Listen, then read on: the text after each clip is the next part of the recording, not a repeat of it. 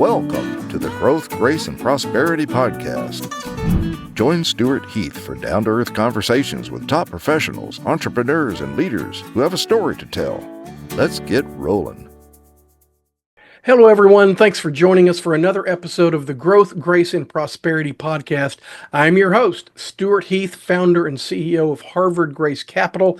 We're glad that you're here, and we're joined by Andrew Huff, an acquaintance of mine. We're getting to know each other, and we happen to know a lot of the same people. I'm surprised we don't see each other more often, but he's joining us. He's going to share his story with us today, and he hails from the film and media industry. If I said that right, I know you're a writer and a director, so you'll correct me. So Andrew, thanks for being here. Thanks for having me on, Stuart. Really appreciate it. Great. As you know, we don't surprise anybody. We have our standard set of questions, and our audience knows. And these questions are just here to hopefully get the best story going as we learn more about you conversationally. So, Andrew, when you think back over your career, is there a time that you would say was a game changer for you? So that changed from what you thought you were doing in life and put you on a path to where you are now? Yeah. Well, what's funny is that in a funny way probably helps me sum up my backstory in a way that I haven't really presented it. And I'll give you my backstory to kind of illustrate that.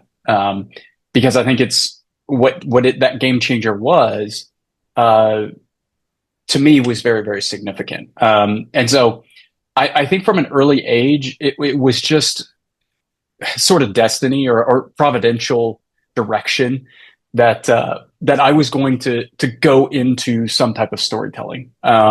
Because I was, as a kid, using my action figures to create stories, and drawing my own comics and doing everything I could to sort of figure out how to not only tell stories, but leverage technology to do so. Because as I was sort of coming of age was when the digital revolution was really starting to take off in terms of film and graphics and all that kind of stuff. And so, I dabbled in all of it as a teenager, trying to figure out how to merge computers and software with storytelling and with art and with all that kind of stuff. Very much an artist, very much a doodler, loved learning about, I'm a huge classic cartoon fan and learned how to cartoon and all that kind of stuff. And so even as I was approaching college, I really thought I would go pursue computer animation because that was a big interest of mine. Sure. But the Lord had different plans for me, because at the same time that I was sort of figuring out how He had gifted me and all this kind of stuff, I'm growing in my relationship with Christ, and I'm becoming I'm really wanting to pursue. I kind of came to that moment that I think a lot of people might come to at a point, which is, if this is what I say I am, then I need to actually live it, And so I was really wanting to do what I felt called to do, giving the Lord permission to take me in a place I didn't expect, and He did. And so the thing that really changed the trajectory for me was, rather than to go to school and learn computer animation, where I ended up going to school to study for the ministry and go into the ministry, which in a funny way kind of really does match up with what I was doing in terms of storytelling. But at the same time, there's an aspect of ministry that I was did not feel gifted for in upfront teaching, counseling with people, all that kind of stuff, sort of the interpersonal thing that I was pretty rough in. But I think that was, looking back, why God took me down that path. Because when I went into the ministry and I studied quite a bit to go in and go into full-time ministry, and I still got to dabble in the arts and do a lot of things even within that. But I was minister or worked in some capacity full time for churches over the course of 10 years. And what I learned coming out of that really changed the trajectory of my career was that I think I still could have pursued storytelling, into college and out of college, and maybe even have been successful at it, given that God has gifted me in certain ways. But I don't know if it would have been as fulfilling for me or as impactful for others in a way that mattered, because of that lack of the interpersonal skills that I didn't have. And then two, how stories are really shaped by creation and by how the world was created, and about what we now call in our company eternal truths that are outside of us. Because the thing that I learned over the course of working in ministry was that stories are about people, and people are created in the image of God. And so the more that you understand God and the more you understand how he's created things, the better stories you can tell, because the closer you get your characters or your stories or your plots or to things that ring eternally true, the more they're going to resonate with everybody, because there's just things that are eternally true, which is, funny enough, sounds like a controversial thing to say often in our culture, right? But that was what sort of changed my trajectory in a very strange way, because you wouldn't expect sort of a pastor, or maybe you would, someone who had pastoral ministry background to then come out and then start making movies. I know that there's quite a few people that have done that, but I'm really, that you kind of maybe have heard those stories of like a pastor who found a calling as a filmmaker. I really am a filmmaker who found a calling as a pastor, and went and did that, and then came back to what is true calling did and you go to gifting actually seminary? was. I did, yes. Okay. I went to Dallas Theological Seminary. Okay.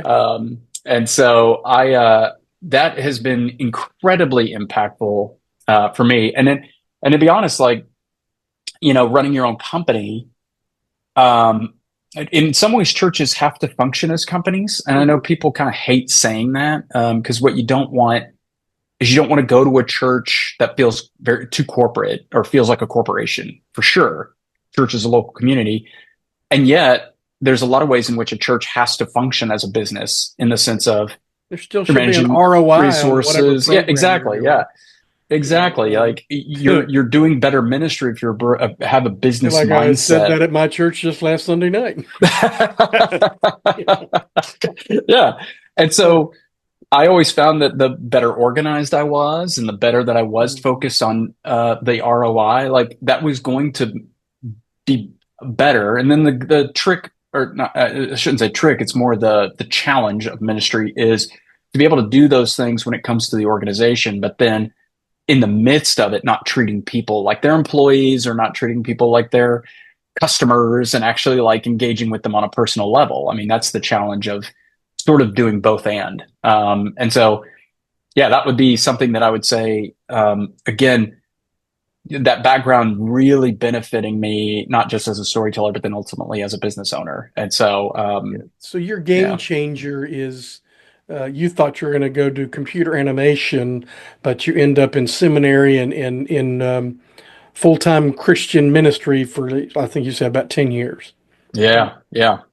And that was a game changer, because it was outside of my comfort zone. It was outside of what I sort of expected to be doing, but allowing that to happen, right? How did you? Because I could have said no. Yeah. Oh, yeah. How did you satisfy your creative juices while you were doing ministry? Yeah, well, so I got fortunate, because my initial foray into full-time Christian ministry, I was actually doing creative work. I was a creative director at a church down in Texas. And so that's a lot of video production. It's a lot of graphic design, but then also live event production, which is very interesting, fascinating world for me. I sort of shifted from that over to youth ministry for a period of time. And yet, I mean, that's a ministry right there where you can really engage the arts in a big way. And so we were in the youth ministry that I was a part of. It was me and another youth pastor, and we would do film production and do live event and do graphic design and do everything. And so I was doing a lot of that, and then eventually transitioned again at the same church that I was at into a creative arts position. Did it for the whole church. So there was that, but church creative or ministry or arts or production, it's all it's very much based around sort of the similar milestones that a church has yearly. So you're kind of doing the same things over and over again. It's basically what I'm getting at. You're doing an Easter thing, and you're doing a vacation Bible school thing, and you're doing it's easier to get a little bit into a rut of creative, like exercising your creative mindset and skill set, only because, while it can kind of be exciting, it's sort of the same things over and over and over again. And so in the midst of doing that, I wanted to have something outside of the church that I was doing. And funny enough, given what I'm doing right now, at the time, I thought, I can't go make my own film. That's too expensive. And that's hard. But I have a word processor, so I could write a book. And I laugh about that because what I discovered over the course of trying to get a book published is eventually I came to the conclusion I could probably go make my own movie before I ever got a book published. Right. Yeah. Now, God had different plans. I was fortunate enough to actually traditionally publish 3 novels. And that was kind of after about 10 years of trying. And eventually being like, that's actually ahead of schedule for most authors. Yeah. Yeah. And it really only happened because I decided I wasn't going to I was going to shift my focus and sort of shelve it. And then God was like, well, that's what you think, Yeah. But, so did you ever come up against, just naysayers? And it sounds like you were probably in a pretty good sized church, and maybe not, but that Jesus didn't have 2 video screens up front, and he didn't have sound systems, and he just went out and talked to the people. Why can't we just do that? Did you ever bump up against that? Not really. The church that I was in, here's kind of the fun thing about, honestly, a lot of churches, they had a history of putting on very spectacular Christmas pageants. And so the arts was kind of something that was always sort of embraced. I think what I started to feel, and this is sort of what led to me leaving the ministry altogether, was I really have a desire to do longer form storytelling. Hence the novels that I wrote and stuff like that, and now making movies and stuff. So I had this desire to do longer form storytelling, and there's a bit of an impatience within church of wanting to sort of get to the message very quickly and get to the sort of gospel presentation, or get the people engaged, get them involved. Well, you've only got 25 minutes, and because people got to leave and get to lunch. So yeah, exactly. Yeah. so trying to tell a story that sort of builds over the course of time can be a challenge. And then the other thing that was kind of fascinating was that there's always a bit of I think people obviously see what goes up on the screen and they can get very excited about that, but it's sometimes difficult to understand who put all that together, because it's a little bit removed. So we had a really great time. We did a longer form, it's kind of short film, but like a 20-minute thing for a Christmas event we were doing, and it was a narrative, and we had about 70 people from the church involved in the making of it. Right. And so incredible experience, engaging volunteers, and the making of it was a really, really great thing, but you're not thinking about that for the people watching it. So there became a little bit of this disconnect of, hey, that's a really cool ministry approach that we could take, is how to engage the arts, because it's a little bit behind the scenes. And so you don't have that upfront, like you would with a pageant, because with a pageant, everybody's on stage. Right. At the end of the performance, you bring everybody that worked on it out front. So it's almost an immediate, yeah. You know what I mean? It's an immediate, recognition of all the people that were there. And that you get the same thing with a film. You're just not seeing it once you finally present the film. Right. And so it's a little bit harder to make that connection. So I'm not even necessarily saying that anybody was like upset about it or was like a naysayer about it, as much as convincing people that it's kind of the same. It's like, hey, we got, there's 70 people. It was just like you might put on a Christmas pageant. Because there's that disconnect of, well, there's no curtain to pull back and see like all the people that were involved in it. So that was more of what I kind of felt. And so trying to engage that as an ongoing ministry just kind of felt like it was going to be difficult in the context I was in. But I had this heart to go out and try to do this more. So, well, I think I have a friend who's always quoting statistics, and at least in the Christian colleges around the country, the most popular major is film production, and I just wonder if God's got something in store that if you're going to reach most of the world, it's going to be through media.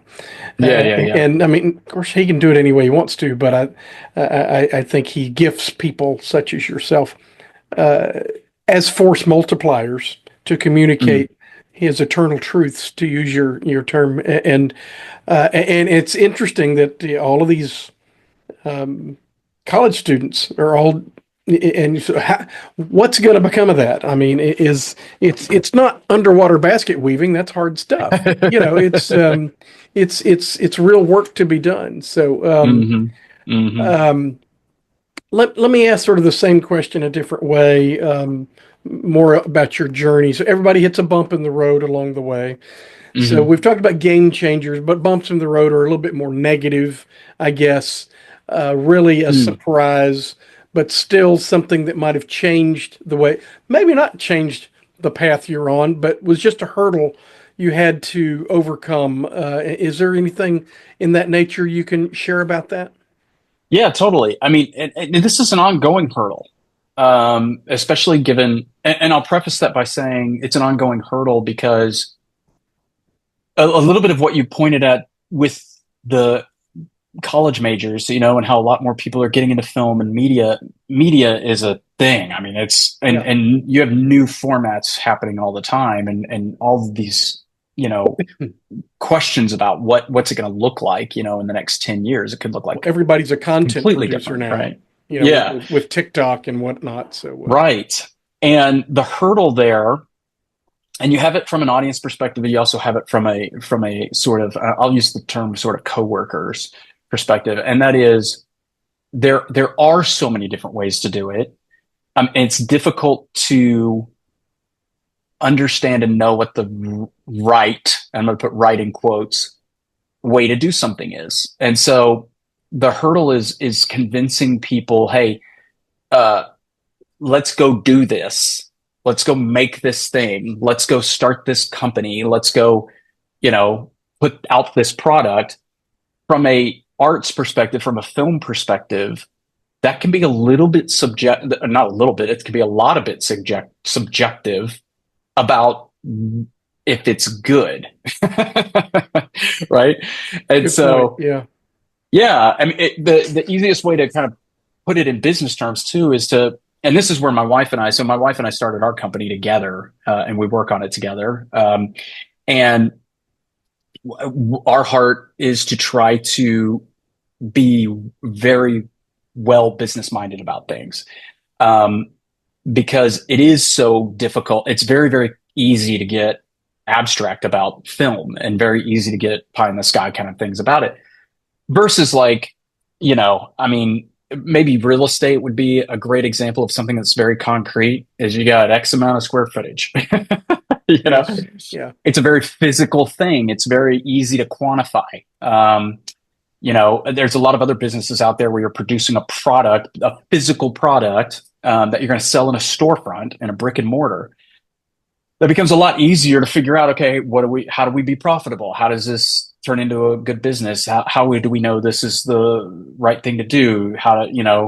Just the simple process of getting working capital seems simple when you're talking about something that's physical, because then you can go, well, then, this is going to be the valuation of the thing afterwards. This is, with film, it's so much more different. And in fact, I've had conversations with people where they're like, well, at the end of it, what do I own if I'm investing in it? Right. It's like, well, you kind of don't own anything except intellectual property. Right.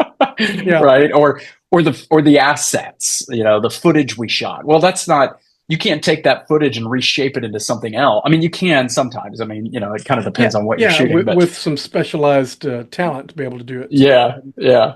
So it makes it a little bit different to sort of communicate. And if I go back to my story about doing maybe a film ministry inside of a church, it's very difficult to communicate the value of that because, at the end of the day, and not only the value of it, but then that there's going to be a return on investment. And it may not even be obviously from us, we're looking at return on investment from a monetary standpoint, but in a church, you're thinking, okay, what's that going to do in terms of that ultimate end product? And is it going to do what we intend it to do, which is going to communicate some truth, and people are going to respond to it. Church, communicate truth. Yeah. Yeah. And you can never know if it's very, very difficult to know if you did it and if it's going to work, until you actually do it and try it. Yeah. And I think that's convincing people that the try is worth it. No box office to benchmark against. So, right. Yeah. So that's just a common hurtle. And then from the coworker, so that's kind of audience from a coworker's perspective. Then it also becomes a little bit of like, everybody has a thought, an opinion on the right way to go. And I feel like in the arts, it's so much easier to sort of have an idea and believe that it's the right idea. And then have somebody else have a different idea. And how do you even quantify which idea is actually better? Because you kind of can't, right. Versus like a physical product, say like you create clothing. Well, you can touch, feel, you can test it. There's ways to like figure out if the quality of one product is better than the quality of another product. Because you actually have some tests you can run it through. And you can kind of do that a little bit with media. But then there's times where, I mean, I could tell you plenty of stories of things that people made that they thought were going to be. I mean, I was just listening to a podcast interview with Mel Gibson the other day, talking about how he thought Passion of Christ was a labor of love of his, and it was just something he had to do. And he was like, and he self-financed and got some people involved in doing it, did it completely independently. And he was like, you know what? Best I can hope for is I break even. He was like, this thing's never going to make money. And then it just was a cultural phenomenon. Right? Sure. And so, and had distributors turn them down because they thought the same thing. Yeah. So it's like, sometimes you can even yourself be convinced it's not going to work, and then it just does. Yeah. So that's similar to the experience of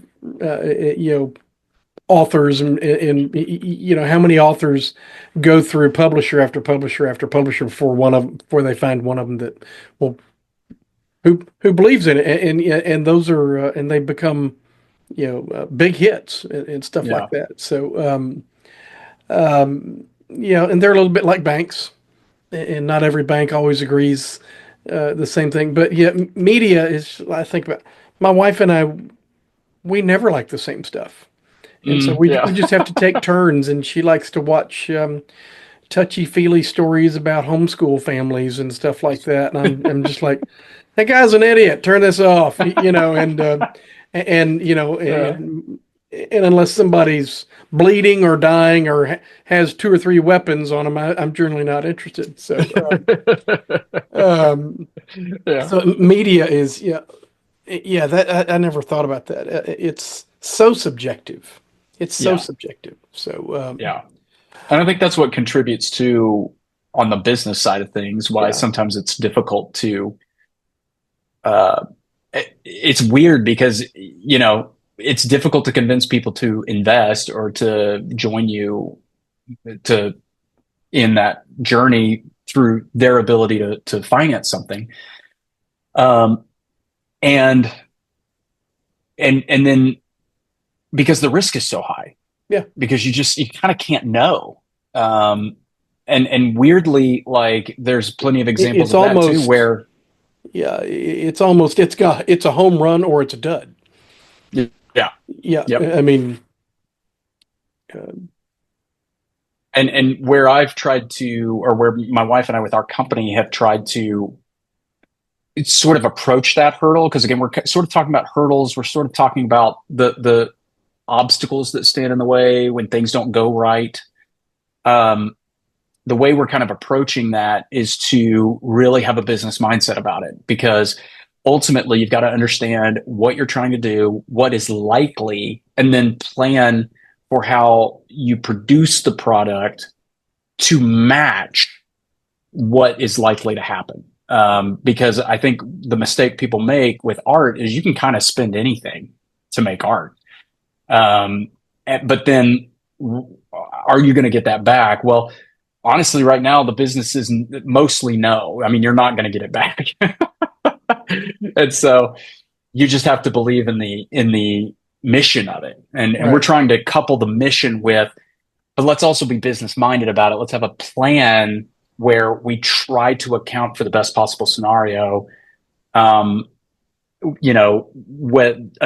it's not going to be some massive blockbuster, because I think that's the other thing is everybody believes their product's going to be some massive blockbuster, right? And it's like, no, let's just go, what if it does the expected? So let's make it like a true business model approach. But that hasn't always, I mean, because it's so subjective. That means some of the, the things didn't go right for me they're not, I was wrong. My idea wasn't the best idea. It didn't resonate with an audience. And actually, I'll give you one example.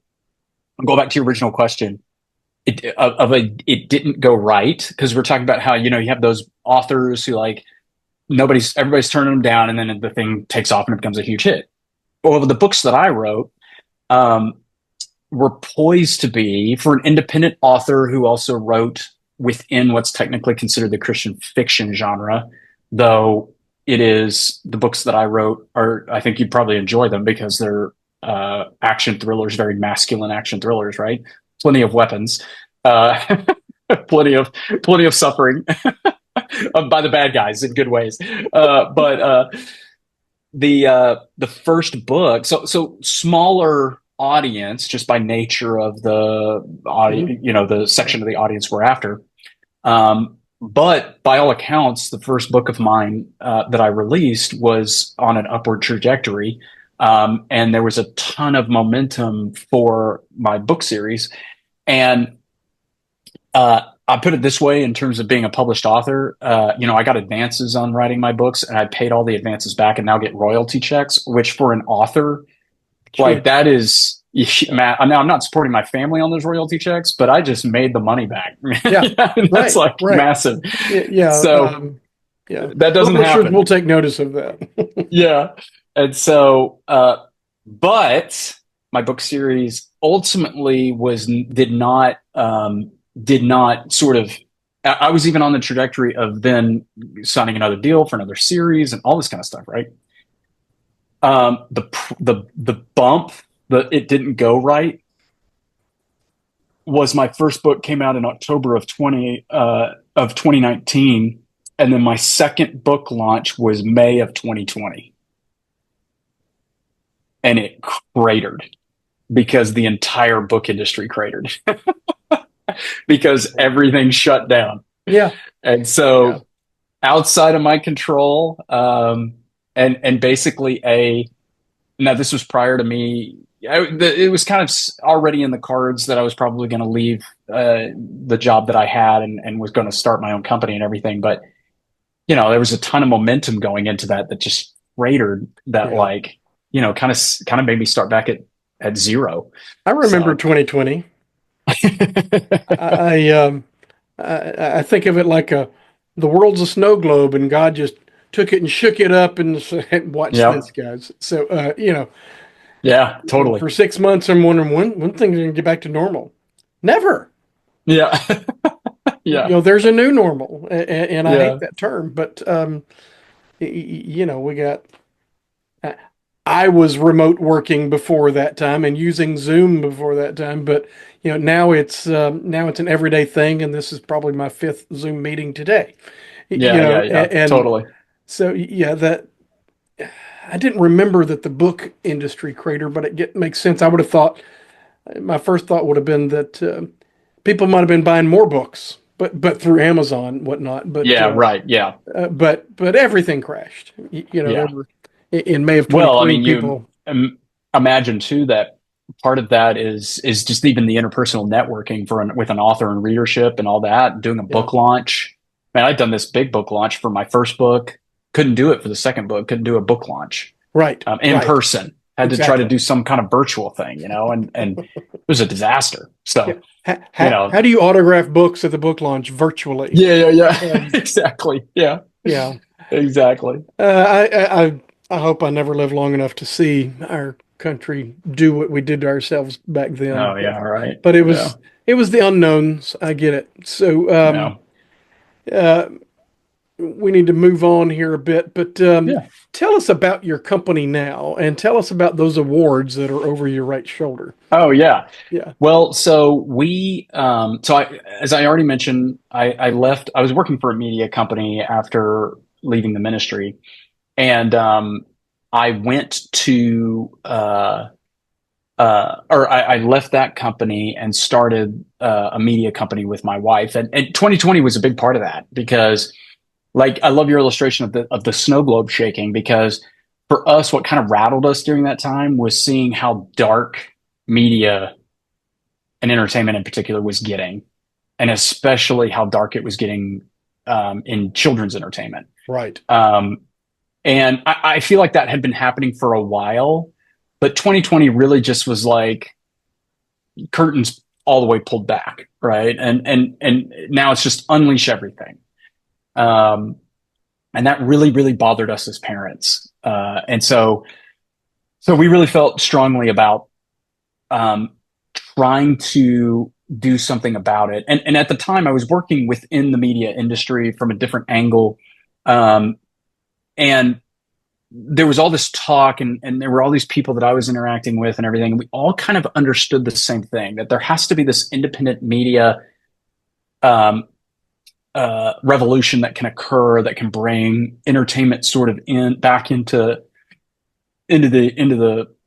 um, the culture that is infused with truth and especially biblical truth. But everybody I knew was working on platforms, streaming platforms to do that. And I kept thinking, that's fine. I mean, streaming platforms are fine. It's a great way to bring media to people. But what are you putting on those? Like, there's nothing to put on them. We kept trying to find things, but it's like nobody was making anything that honestly just I wanted my kids to be able to watch. And so we were like, well, let's start our own company and let's focus on creating the content that these platforms are going to be looking for. And so my wife and I launched our own company, and we do we can kind of work on a lot of different types of media, and we do plenty of corporate media productions, but our goal has always been to go into film and television entertainment. And what we don't have a very creative name. It's just Huff Media Productions. And that's primarily because the more that we tried to like be creative with it, the more we discovered that every single possible creative name has been taken. And so I was like, well, it was literally what domain can we get, and cheaply. And so we started our company and we said, what we're going to do is, and our mission is very, very simple. We want to tell exciting stories with eternal truths. And when we say exciting stories, one of the things that's very, very important to us is that the media that we created actually entertains. It actually captures the audience.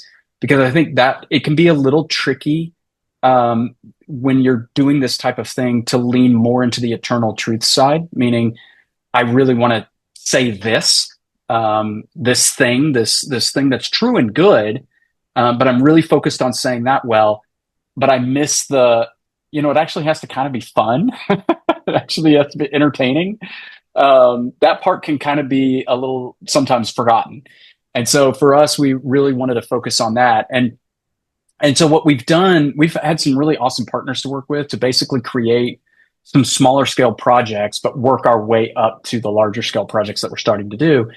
And so we've been fortunate enough to create some very fun, creative narrative projects, short films that have a gospel angle to them.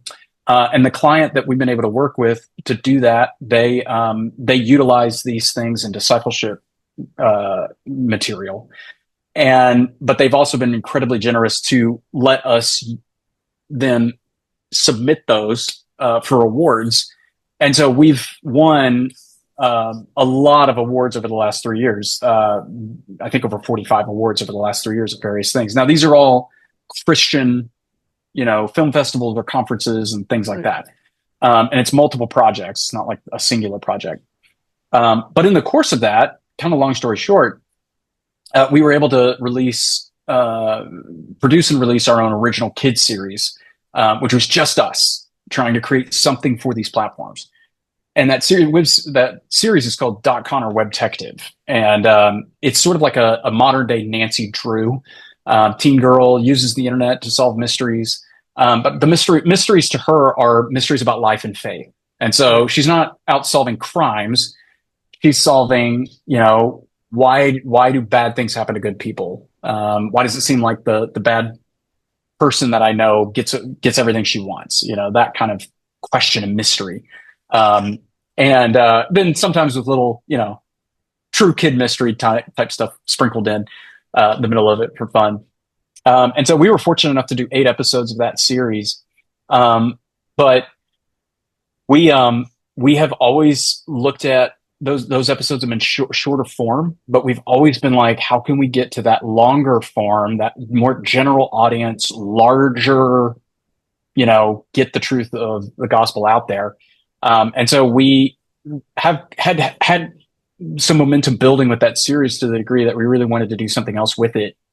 And again, long story short, we don't have enough time for this, but essentially we pivoted from doing a second season of the series into producing a feature film using the same characters, and sort of continuing the story with a larger, now true mystery for our character to solve and make it a mystery. Is this animation adventure. Or is this live action? Live action, yeah.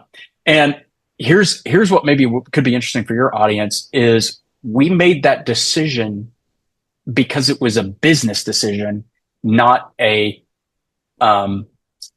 creative decision. And that was trying to, because this is something that we hope our business is able to do.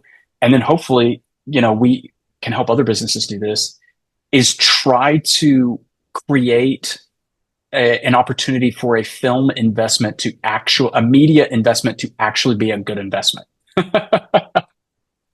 And that's aggressive and that's ambitious. It's challenging in the best sense, but it's investing in Christian media has been even more so. Right. And I had somebody say a good thing about it too is more often than not, what you're actually doing is donating, right, rather than investing, because you're donating to the mission. Yeah. And I completely understand that. And we've gotten donation for us as well, which has been awesome. Right. But I really have a mission to try to say, no, there's a business here. If we're smart. And so, that's what we're attempting to do. I think the Christian community is huge. There ought to be able to be an economy, but, for Christian media. And that used to be my problem to help solve in a different life. But where can somebody see your series? Is it on Minnow or Yippee or any of the platforms now? So we are on a lot of different platforms. You can see them all at docconnor.com. Okay. We have them all listed. But we have Minnow and Yippee, which for anybody who doesn't know are Christian streaming platforms, but they're for kids. Yes. So a lot of kids content on those. but also on Redeem TV, which is a streaming platform that does have kids content, but a lot of other content as well, Christian platform. And then on some general market ones like Tubi, it's on there. And it's available on Amazon Prime. And so it's in a lot of different places. It's also on YouTube. And then we're about to launch an app. So because of the world of Doc Connor, it's very interactive and it's very sort of web-based. We've been working with the developer and have created a Doc Connor app where kids will be able to view the episodes, but they're interactive. So they'll be able to unlock special features within the app by finding the clues within the episodes themselves. Cool. And so, yeah, that's about to launch, and that's going to be a really cool way to dive into more of that. But yeah, we do have to wrap up. So, Andrew, if anybody wants to follow in your footsteps and do what you do, or if you had advice for somebody that you were mentoring, what would it be? Well, I'm going to give two pieces of advice. One would be kind of a more personal thing. So it's like personal and professional, although I think they interplay with each other, which is why I'm going to give them. And really for me, I mean, obviously I'm going to come at this from a Christian perspective. And I don't think that I think, and I really think this is not just from a filmmaking, like I think this is true in any industry, essentially, any career, any industry. For me, I believe that if the closer you are to Jesus Christ, the better you are going to be at whatever it is you're doing. And so that's first and foremost for me, is I'm not going to be as good as I am about anything without that, because I think then I'm just serving myself. And if I'm serving myself, it's not actually going to be as good. And I think that's why we've seen entertainment take the turn that it has, is people are mostly serving themselves. And so it's just not very good. Whereas I think if you're following Christ closely, it becomes much better, and you're going to be much better at doing this type of thing. Now, in particular, filmmaking from a professional standpoint, what excites me about the current state of media is I think for too long, there's kind of been this like idea that in order to do this, you've got to kind of go down a specific path, which is go to film school or move to LA. And the reality is the media landscape has completely changed, and technology has exploded to the degree where you can kind of do this from anywhere. And it's even becoming where, with LED technology and LED stages and all the type of stuff that people are doing with virtual environments, you're not having to travel to get to, locations that you can create, kind of in your garage almost, Right. And so it's this incredible time where really what would benefit people in this industry is a healthy appetite for consuming, it's like called continuing education, right? Like basically you can educate yourself. You can get the tools that you need, or a lot of them, online. Now there's some ways that colleges or conferences and ways that you network in person and ways that you develop relationships are incredibly helpful and can move you along in other ways. So I'm not discounting those at all, as much as I'm saying there is a lot of information online. There's a lot of ways in which you can sort of not only make yourself, but then, have a camera in your back pocket to practice and to get better and to figure out how to do these things. Because ultimately what kind of helped me in my path to get to where I am is that I was homeschooled all the way through, and just have a natural skill at self-teaching. Self-discipline, self-reliance, self-informed. And for somebody who struggles in that, I mean, those are skills I feel like you can practice and learn and get better at. And that's where I think with any industry, not just filmmaking, but if you want to get better at something, learn how to teach yourself, because I think a lot of people wait around for like somebody to give them a break. And in the film industry, that does not happen. It doesn't really happen in any industry. We always see these people who seem to latch on to some mentor who seems to plan their career for them. And I've looked for that for 40 years, and ain't nobody Nobody's opened any doors for me except for the Lord.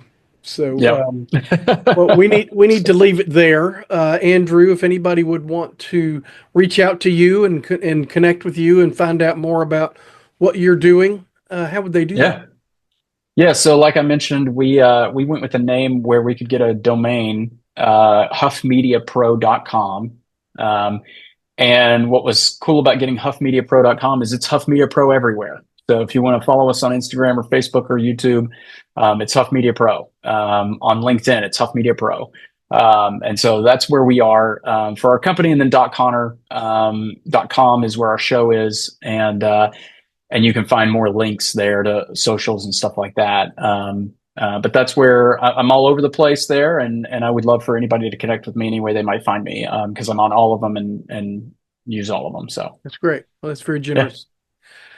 Andrew, thank you for joining us today. I'm sure the audience will love this episode because everybody consumes media, but we don't know much about the behind the scenes, and it's fascinating to get a look at it. So, and to the audience, thank you for joining us for this episode of the Growth, Grace, and Prosperity podcast. Hope that you'll come back and join us for the next one. Thanks a lot. Thanks for having me. Thanks for tuning in to the Growth, Grace, and Prosperity podcast. If you'd like to be a guest, visit growthgraceprosperity.com/guest. We'd love to hear your story.